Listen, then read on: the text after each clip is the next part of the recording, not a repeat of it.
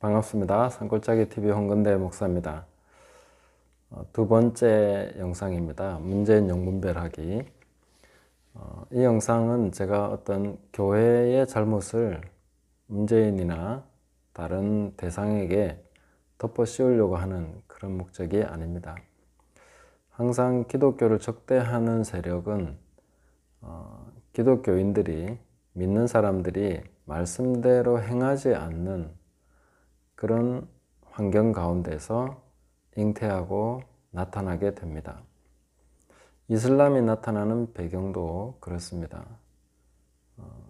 동방에 기독교가 전파되었고 대부분의 그 나라들이 제국을 이루면서 기독교 제국이 됐습니다. 페르시아 제국도 역시 기독교 제국이었죠. 그런데 그런 나라들이 말씀대로 살지 않았기 때문에 거기에서 이슬람이 나오게 되는 것이죠. 그리고 공산주의도 마찬가지입니다. 러시아도 기독교 제국이었고 동방정교회가 굉장히 발전된 그런 나라였지만 결국 거기서 거대한 공산주의가 기독교 적대 세력이 나타나게 되는 것입니다. 오늘날 한국의 상황도 다르지 않다고 생각합니다. 결국 좌파 정권이 노리고 있는 것은 그 칼끝은 교회를 향하고 있습니다. 기독교인들의 심장을 겨누고 있는 것이죠. 제가 이 영상을 올리는 이유도 거기에 있습니다. 그 칼끝이 제 목을 겨누고 있는 것을 느끼고 우리 아이들의 삶을 위협하는 것을 보고 있기 때문입니다. 그래서 영분별을 함으로써 이 현상에 대해서 좀 더 영적으로 파악하고 우리가 하나님 앞에 이 문제를 어떻게 우리가 책임 있게 해결해 갈 것인가 하는 것을 깨달아가고 또 알아보기 위해서 하는 그런 작업이라고 보시면 되겠습니다. 그래서 혹 오해하시지 않기를 바랍니다. 어떤 책임 전가를 하려고 하는 것이 아니라 오히려 책임 있게 저와 또 우리 교회가 이런 문제들을 볼 수 있도록 하기 위해서입니다. 그리고 혹시나 목사님들 중에서도 아직까지도 좌파 쪽의 어떤 사상을 지지하거나 그쪽의 흐름을 타고 계신 분이 계시다면은 꼭 이 부분에 대해서 잘 분별을 하시고 돌이키시기를 바라는 마음이 있습니다. 그 아합이라고 제가 말씀을 드렸는데 문재인 같은 경우는 이 아합의 가문에 역사했던 그런 영과 아주 흡사한 그런 모습을 보여주고 있다 하는 것을 제가 지적해 드리고 있습니다. 그리고 그 영의 그 목표는 바로 메시아 계보를 멸절시키는 것이었습니다. 이세벨이 엣발, 그 시돈 왕의 그 딸로서 아합과 결혼을 했고, 그리고 그 북이스라엘 왕국을 완전히 그 바알 숭배의 나라로 만들어 갑니다. 그리고 그는 결국 이제 엘리야가 불평하면서 하나님 앞에 호소했던 것처럼 이제 나밖에 안 남았습니다 했을 때 하나님께서는 아니다. 아직 바알에게 무릎 꿇지 않은 7,000명이 남아있다 이렇게 말씀하셨는데 그 나라의 인구에 비하면 7,000이라는 숫자는 아주 극히 작은 숫자입니다. 물론 엘리야가 생각한 만큼은 아니었지만 그러나 7,000명도 그리 많은 숫자는 아니었던 것이죠. 그만큼 강력하게 나라를 타락시키고 하나님으로부터 멀어지게 만들었던 그런 영이 바로 아합 가문에 역사했던 그런 영이었다 하는 것이죠.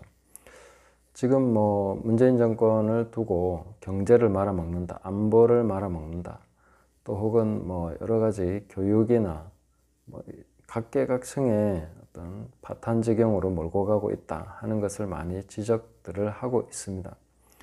그러나 그 정권 혹은 좌파에서 가장 핵심적으로 노리고 있는 것은 교회의 파괴입니다. 기독교를 멸절시키는 것이기 때문에 이 부분을 우리가 영적으로 잘 보셔야 된다는 것이죠. 근본적으로 따지자면은 기독교회는 결코 좌파를 지지할 수가 없습니다.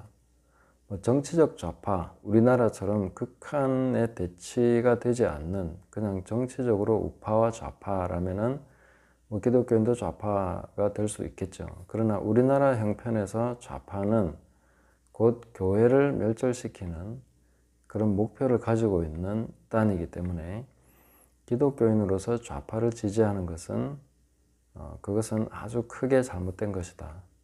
빨리 그 부분에서 돌이키셔야 된다 하는 것을 말씀드리고 싶은 것입니다. 그래서 아합 집안과 남유다 여호사밧 왕이 굉장히 친하게 지냈죠. 그래서 여호사밧 왕의 아들 여호람과 그 아합의 딸 아달랴를 결혼시킵니다. 그리고 나중에 그 아달랴가 자기 아들 아하시아가 죽는 것을 보고 그 유다 집안의 왕족들을 완전히 멸절시켜 버립니다. 딱 하나 요아스만 요아스도 남겨준 게 아니고 그냥 숨어서 그 죽음을 피한 그런 단계가 된 것이죠. 이걸 보면은요, 우리가 성경의 역사를 구속의 역사로 봤을 때에 가장 큰 위기를 만난 것이 바로 이 순간입니다. 예수님의 계보가 끊길 뻔한 거죠. 다윗의 계보가 끊길 뻔한 것입니다. 딱 한 명밖에 안 남은 그런 상황이 된 것이죠. 이것은 무시무시한 그런 상황입니다. 예수님의 계보가 끊긴다는 것, 그 구원의 맥을 끊어버린다는 것, 그 완전히 전 세계를 사탄이 정복한다는 것이 되겠죠. 그만큼 무시무시한 결과를 가져왔던 것이 바로 이 아합 집안의 역사였던 영입니다. 오늘날 한국에 이제 문재인을 중심으로 이런 어떤 영적인 흐름들이 감지되고 있기 때문에 교회는 바짝 긴장을 해야 되고, 이 부분에서 정말 제대로 우리가 극복하지 못한다면 한국 교회가 거의 멸절되는 그런 상황으로 갈 수도 있다 하는 것을 기억해야 되겠습니다. 그래서 정신을 차리고 우리가 이 문제에 대해서 잘 보고 이제 어떤 것을 회개해야 될 것인가 하는 것을 잘 찾아봐야 될 것입니다. 이 좌파 정권이 들고 나오는 것은 약자에 대해서 또 혹은 가난한 자에 대해서 정책을 편다고 합니다. 그러나 따지고 보면 그 정책은 가난한 자를 더 힘들게 하는 정책입니다. 시간이 가면 이제 드러나게 되겠죠. 주로 베네수엘라 예를 많이 드는데, 나라 전체 경제가 내려왔는데 가난한 자라고 예외가 될 수는 없겠죠. 그 대기업이나 많은 그 기업들이 세금을 많이 내야 근데 가난한 자에게 돌아가는 것도 많아지는 것이 당연한 것인데, 물론 그 분배에 있어서 뭔가 이렇게 좀 더 정의롭게 아니면 더 생각해서 해야 되는 것은 분명히 있겠지만, 그러나 전체적으로 봤을 때는 이런 정책은 장기적으로 봐서 가난한 자에게도 득이 되지 않는다 하는 것을 볼 수 있습니다. 자, 이런 것들이 그 사람들에게 어필이 되고 그 받아들여진다는 것은 교회가 가난한 자들을 놓치고 왔기 때문입니다. 그 교회가 오히려 가난한 자들을 생각하고 거기에 대해서 더 앞장서고 항상 그래야 되는데, 사도 바울에게 다른 사도들이 요구했던 것이 무엇입니까? 가난한 자들을 생각하라. 이것은 나도 본래 힘써 행한다고 그렇게 말하고 있습니다.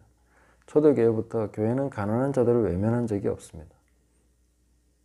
그런데 한국교회는 가난한 자들을 외면하고 살았던 것이죠. 그리고 북한 문제도 들고 나옵니다. 북한을 우리가 오히려 교회가 훨씬 더 강력하게 품고 북한의 인권에 대해서나 온 교회가 힘을 다해서 그 문제에 대해서 호소하고 해결하려고 노력했어야 됩니다. 특히나 정치범 수용소에 절반 이상 10만 명이 넘는 그리스도인들이 갇혀 있습니다. 거기서 극한의 굶주림과 강제노동으로 시달리고 있는 형제들이 있음을 알면서도 우리는 침묵하고 그냥 우리 자신의 안위에만 빠져 있었던 것이죠. 이런 문제들을 회개해야 되고, 또한 WCC나 WEA나 이런 것으로 종교 통합주의로 나가는 이런 것이 얼마나 악한 것이고 옳지 않은 것인가 하는 것에 대해서 교회가 다시 한번 회개하고 돌이켜야 되고 그리스도 안에서 정결해지는 그런 과정으로 나가야 될 것입니다. 우리가 철저하게 회개하지 않는다면 결과는 좌파들이 더 득세를 하게 되겠죠. 교회가 회개하고 제 역할을 하면 좌파적인 상상력이 들어설 자리가 없어지는 것이 정상입니다. 그래서 교회를 적대하는 모든 세력들은 우리가 말씀대로 살지 않아서, 우리가 성경을 실천하지 않아서 일어난 일들입니다. 이런 것들을 잘 기억하시고 지금 현재 좌파들 가운데서 계속해서 교회를 무너뜨리려고 하는 이 아합 가문에 역사했던 이 영들이 현재도 한국 교회에서 강력하게 지금 역사하고 있습니다. 이런 것들을 잘 분별해서 우리가 뭐 영적 전쟁을 한다고 해서 그 영들을 막 공격하고 뭐 대적 기도를 하고 그런다고 해서 해결되는 것이 아니라, 물론 그게 필요한 부분에서는 해야 되겠지만 근본적으로는 우리가 회개하고 말씀대로 실천하는 것이 가장 중요하다는 것을 말씀드리고 싶습니다. 그 다음 영상에서는 이제 아합의 최후에 대해서 다루게 되겠습니다. 이 부분에서 하나님이 어떻게 이 영들을 다루시는가 함께 살펴보도록 하겠습니다. 오늘 여기까지 하겠습니다. 감사합니다.